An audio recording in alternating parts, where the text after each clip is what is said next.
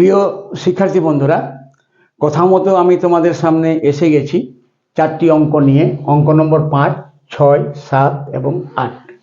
কথা মতো শব্দটি এই জন্য ব্যবহার করলাম যে আমি এর আগের ভিডিওতে কিন্তু বলে দিয়েছি যে আমি যারা জওহর নবোদয় বিদ্যালয়ের অ্যাডমিশন টেস্টে বসছি এবার, তাদের জন্য 100টি অঙ্কর নির্বাচন আমি করেছি এবং সেই 100টি অঙ্ক 25টি ভিডিওতে আমি দিয়ে দেব।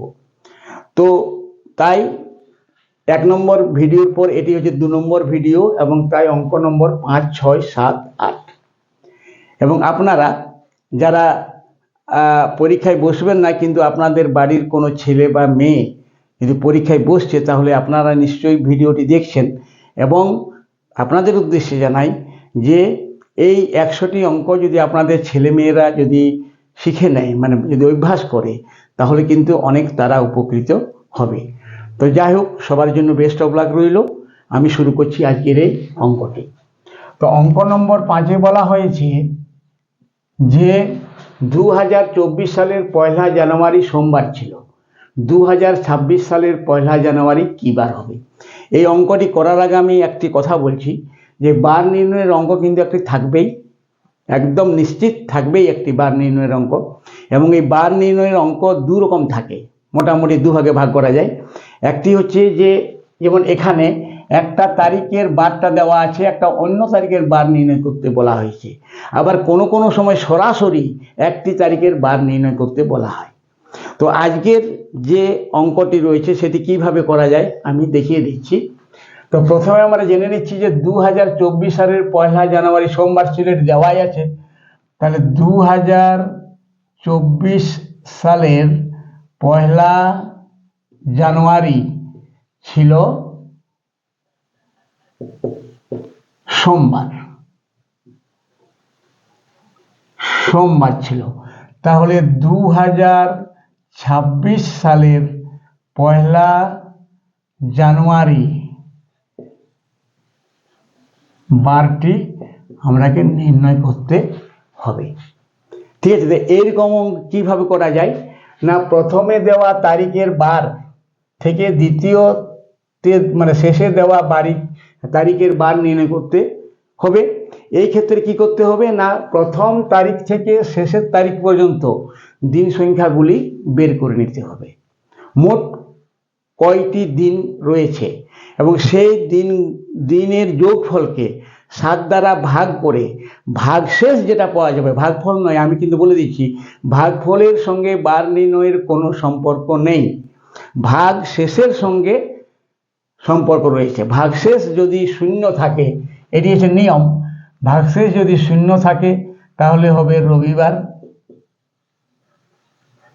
ভাগশেষ যদি 1 থাকে তাহলে হবে সোমবার, ভাগশেষ যদি 2 থাকে তাহলে হবে মঙ্গলবার,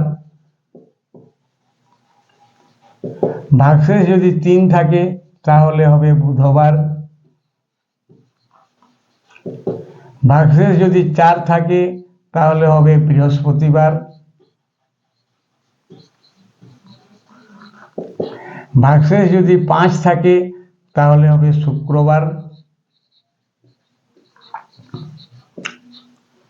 ভাগশেষ যদি 6 থাকে তাহলে হবে শনিবার।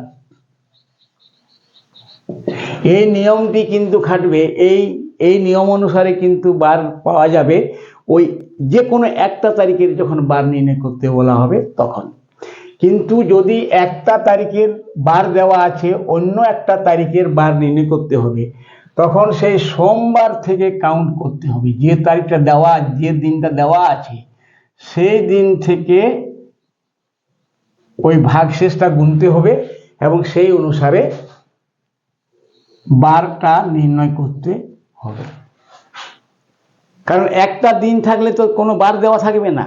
হয়তো বলা হলো যে 1947 সালের 15 আগস্ট কি বার ছিল, তাহলে কোনো বারের উল্লেখ নেই, একটাই তারিখ, কোনো বারের উল্লেখ নেই। সেই ক্ষেত্রে এগুলো কাজে লাগবে।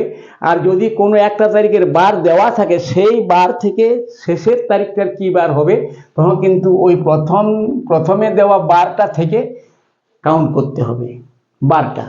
সে যাই হোক, অঙ্কটি আমরা যখন করে নিচ্ছি তখন আরো ভালোভাবে তোমরা বুঝতে পারবে। তো এখন আমরা শুরু করছি অঙ্কটি, যে 2024 সালের 1 জানুয়ারি, যেহেতু 1 জানুয়ারি থেকেই শুরু হয়ে গেল, তার মানে এখানে 2024 তো একটা অধিবর্ষ, তাহলে এর মোট দিন সংখ্যা হবে 366। তাহলে এখানে লিখে দিচ্ছি আমরা 366 দিন। এরপরে 2024 থেকে 2026 পর্যন্ত উল্লেখ করা আছে, মানে মাঝখানে 2025টা ঢুকে আছে, তাহলে 2025টা সম্পূর্ণ পাওয়া যাচ্ছে মাঝখানে, তাহলে এটা হবে 365 দিন, যেহেতু অধিবর্ষ নয়। আর 2026টার মাত্র একদিন পাওয়া যাচ্ছে, 1 জানুয়ারি, 2 জানুয়ারিতে পাওয়া যাচ্ছে না, বা আরো অন্য কোনো দিন পাওয়া যাচ্ছে না, তাহলে একদিন পাওয়া যাচ্ছে। তাহলে আমরা এই 2024 সালের 1 জানুয়ারি থেকে 2026 সালের 1 জানুয়ারি পর্যন্ত কত দিন পাচ্ছি সেটা আমরা যোগ করে নিচ্ছি। তাহলে 6 আর 5 11, 1 12, 2 হাতে 1, 6 6 12, 1 13, 3 হাতে 1, 3 3 6 1 7। এখন একটি কথা আমি বলছি এক্ষেত্রে, সেটি হচ্ছে যে এই যে যোগ ফল পেলাম 732, এই 732কে কিন্তু আমরা 7 দ্বারা ভাগ করতে পাবো না। কেন পাবো না আমি বলে দিচ্ছি। যে ধরুন এটা হচ্ছে 1 তারিখ, এটা 2 তারিখ, এটা 3 তারিখ, এটা 4 তারিখ, এটা 5 তারিখ, 5 তারিখ।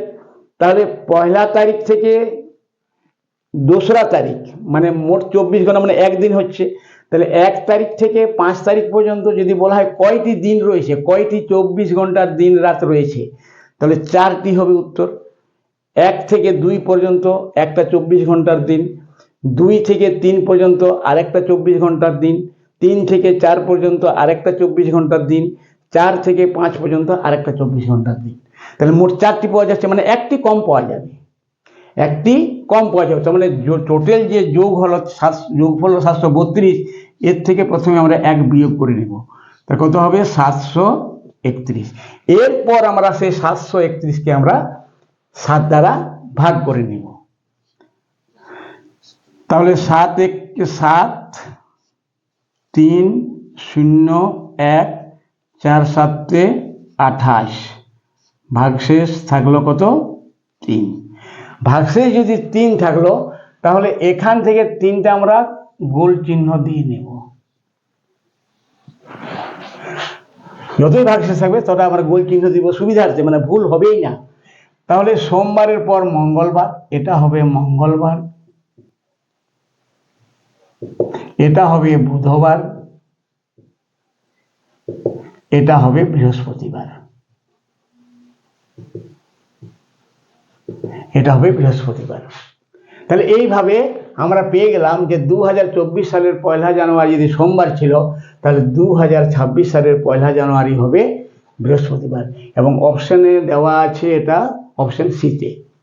তাহলে C option will be the correct answer of this question. আশা করি বুঝে গেছো তোমরা।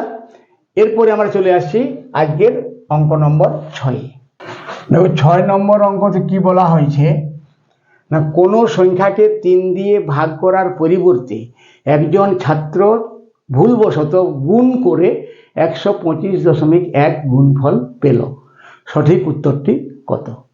এখন অঙ্কটি যেটি দেওয়া ছিল 3 দ্বারা ভাগ করতে বলা হয়েছিল, মনে করে নিচ্ছি সেটি হচ্ছে এই সংখ্যাটি, এটিকে 3 দ্বারা ভাগ করতে বলা হয়েছিল, কিন্তু ছাত্রটি ভুলবশত গুণ করে ফেলেছে এবং গুণফল পেয়েছে, এটিকে 3 দ্বারা গুণ করে ফেলেছে এবং গুণফল হিসাবে পেয়ে গেছে 125.1। তাহলে সঠিক উত্তরটি কত? তার মানে এখানে গুণ করার পরে তো পাওয়া গেল এটা 125.1 গুণ করার পরে, কিন্তু তাহলে গুণ করার আগে সংখ্যাটি কত ছিল না, এটাকে আবার 3 দ্বারা ভাগ করে এই অবস্থায় চলে যেতে হবে। তাহলে প্রথমে আমরা 125.1কে আমরা 3 দ্বারা ভাগ করে নেব। তো 3 4 12, 5 3 1 3, 2 21, 3 7 21, একটির পরে দশমিক, মানে এখানে একটির পরে দশমিক, 41.7। অ্যাকচুয়ালি এইখানে প্রথমে প্রশ্নপত্রে ছাপা ছিল সংখ্যাটি কত, 41.7, এটা আমরা বের করে নিলাম। এরপরে কিন্তু প্রশ্নতে বলা হয়েছিল যে 41.7কে 3 দ্বারা ভাগ করো, তাহলে ভাগফলটা কত হবে, সেটি হবে সঠিক উত্তর। তাহলে এখন আমরা 41.7কে আবার 3 দ্বারা ভাগ করে নেব। তাহলে 41.7কে আবার আমরা 3 দ্বারা ভাগ করে নেব। 3 একে 3, 1 11, 3 3 9, 2 27, 3 9 27। তাহলে একটির পরে দশমিক মানে একটির পরে দশমিক, এখানে এটা, তাহলে এটি হবে কিন্তু সঠিক উত্তর। এবং অপশনে দেওয়া আছে এটা অপশন ডিতে, অপশন ডিতে উত্তরটি দেওয়া আছে 13.9। তাহলে এই অঙ্কটি তোমরা নিশ্চয়ই বুঝে গেছো। তাহলে দেরি না করে আমরা চলে যাচ্ছি এরপর অঙ্ক নম্বর 7-এ। হ্যাঁ, কিন্তু 7 নম্বর অঙ্কটি করার আগে আমি একটা কথা বলি, এটি কিন্তু একটা চোখ ধাঁধানো অঙ্ক, মানে অঙ্কটি খুব সোজা, কিন্তু চোখের ভুল মানে দৃষ্টিপাতের জন্য এই অঙ্কগুলি অধিকাংশ ছেলেমেয়েরাই ভুল করে আসে। তো এরকম যদি অঙ্ক থাকে, মানের ঊর্ধ্বক্রমে সাজাও, মানে ছোট থেকে বড় করে সাজাও, কোনটি ছোট কোনটি বড়। 4টি সংখ্যা দেওয়া আছে, 1 2 3 4, এই 4টি সংখ্যা দেওয়া আছে এবং সেগুলো কিন্তু এলোমেলোভাবে দেওয়া আছে, ছোট থেকে বড় করে সাজিয়ে লিখতে হবে। এবং কোন সাজানোটা সঠিক, এর অপশনের সাজানোটা সঠিক না বি এরটা সঠিক না সি এরটা সঠিক না ডি এরটা সঠিক। তো এইভাবে যদি কেবল দেখে দেখে বোঝার কেউ চেষ্টা করে, এবং তাতে কিন্তু সময় নষ্ট হবে, কোনো লাভ দিবে না, সময়টা অতিবাহিত হয়ে যাবে। সুতরাং এইরকম অঙ্ক পেলে যে কাজটি করতে হবে, কোনো কিছু ভাবনা চিন্তা, যেমন যদি কোনো কেউ যদি ভাবনা চিন্তা করে দেখে যে এটা ছোট না, এটা না, এটা এটা না, এটাও নয়, এটা না, এটাও নয়, এটা এটাও নয়, এইভাবে যদি কেউ সময় নষ্ট করে তাহলে সময়ের অপচয় হবে। সুতরাং এইরকম যদি অঙ্ক থাকে, হয়তো এই সংখ্যাটাই, এই সংখ্যাগুলি নাও থাকতে পারে, কিন্তু এই ধরনের তো থাকবে। সুতরাং সেই সময় কি করবে না, সেই সময় যে নিয়মটা পালন করবে সেটা হচ্ছে এইরকম, দেখা মাত্রই মানে এই অপশনগুলা দেখবেই না, অপশনের দিকে কোনো নজরেই দিবে না, সরাসরি মানের ঊর্ধ্বক্রমে সাজাও, মানে ছোট থেকে বড় হিসেবে সাজাও জেনে নিলে, এরপর এই সংখ্যাগুলো তুমি চট করে মানে খুব সারিবদ্ধভাবে সোজাসুজিভাবে, এই দিক থেকেও যেমন সোজা হয় এই দিক থেকেও যেমন সোজা হয় সেইভাবে সাজিয়ে লিখবে। তাহলে এটা 7 নম্বরের অঙ্ক। সাজাবে কীভাবে দেখো, 7 5 2 5 7 6, মানে 75 25 76, এইভাবে পড়বে। 75 25 76, এরপরে 76 25 66, 76 25 66, এরপরে হচ্ছে 75 26 76, 75 26 76, এরপর শেষেরটি হয়েছে 76 25 65, 76 25 65। চট করে সময় নষ্ট না করে এইভাবে সারিবদ্ধভাবে লিখে নেবে, একটা কাগজের সাহায্য নেবে। নেওয়ার পর কাগজটাকে এইভাবে এই দিক থেকে ঢাকাবে, এই দিক থেকে ঢাকাবার পর দেখা যাবে যে সবগুলোই তো 7 7 চেনা যাচ্ছে না, এখানে কিন্তু চেনা হয়ে গেল। এই 4টির মধ্যে কিন্তু এই 5টি ছোট এবং এই 5টি ছোট, তাহলে হয় এটি হবে কিংবা এটি হবে। এখন এটি না এটি তা সঠিকভাবে জানার জন্য আমরা পরবর্তী অঙ্কে চলে যাব। পরবর্তী অঙ্কেতে কিন্তু দেখা যাচ্ছে এখানেও 2, এখানেও 2, এখানেও জানা গেল না, তাহলে তার পরবর্তী ক্ষেত্রে এইখানে চলে আসব, এখানে হয়ে গেল কি 5, এখানে কিন্তু 6, তাহলে এইটি হলো ছোট আর এইটি হলো বড়। তাহলে 1 নম্বর 2 নম্বর আমরা পেয়ে গেলাম। এরপর বাকি রয়েছে ওই যে 7 6 2 5, 7 6 2 5, এটি বড় না এটি বড়, তো তার জন্য আমরা পরের অঙ্কটিতে চলে যাব। তো এখানেও কিন্তু দেখা গেল 6 6, মানে এখানেও চেনা গেল না। এখন শেষে তো দেখা যাক, এখানে 6 এখানে 5, তাহলে এটি ছোট, তাহলে এটি হবে 3 নম্বর, এটি হবে 4 নম্বর।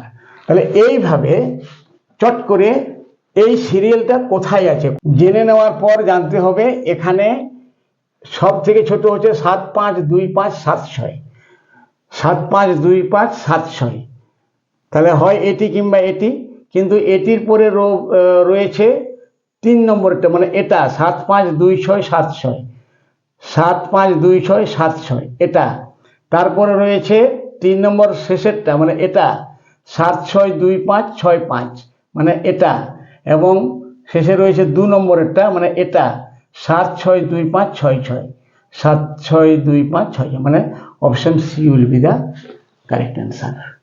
এইভাবে খুব সহজে খুব তাড়াতাড়ি এটা করা যাবে।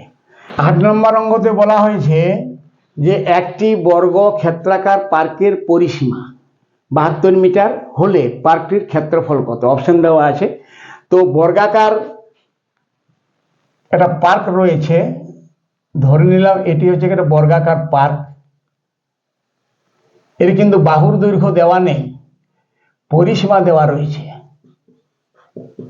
পরিসীমা দেওয়া রয়েছে 72 মিটার, এবং বের করতে বলা হয়েছে ক্ষেত্রফল, ক্ষেত্রফল বের করতে বলা হয়েছে কত? এখন পরিসীমা মানে 4টি বাহুর যোগফল, আর বর্গক্ষেত্রে 4টি বাহু তো সমান, তাহলে এই যে পরিসীমা 72 মিটার রয়েছে তাকে আমরা যদি 4 দ্বারা ভাগ করে দিই তাহলে প্রতিটি বাহুর দৈর্ঘ্য পাওয়া যাবে, মানে বাহুর দৈর্ঘ্য পাওয়া যাবে।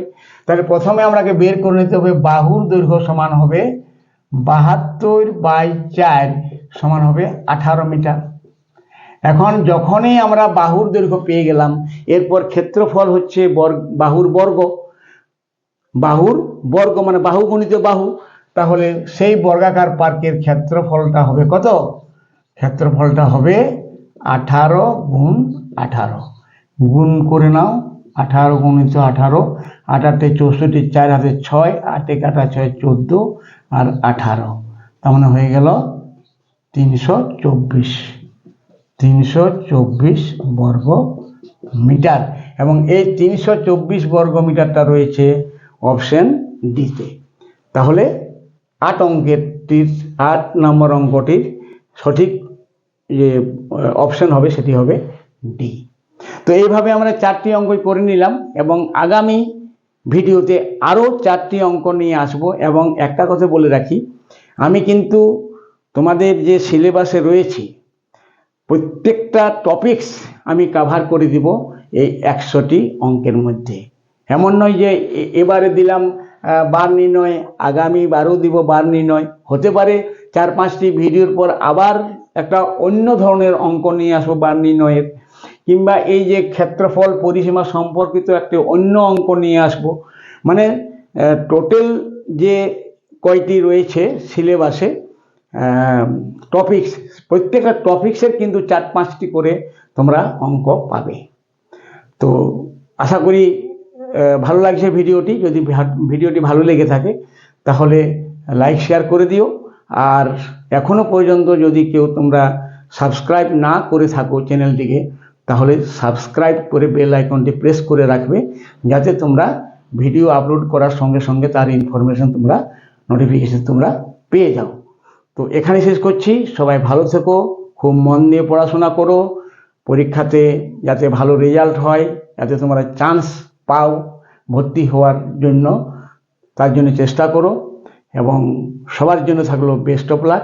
এবং আপনারা যারা ছেলে মেয়েদের গার্জেনরা ভিডিওটি দেখছেন তাদের উদ্দেশ্যে জানাই যে আপনারাও কিন্তু একই নিয়মে ওই লাইক শেয়ার করে দিবেন এবং সাবস্ক্রাইব করে দিবেন চ্যানেলটিকে। আপনারাও ভালো থাকুন, সুস্থ থাকুন। ধন্যবাদ।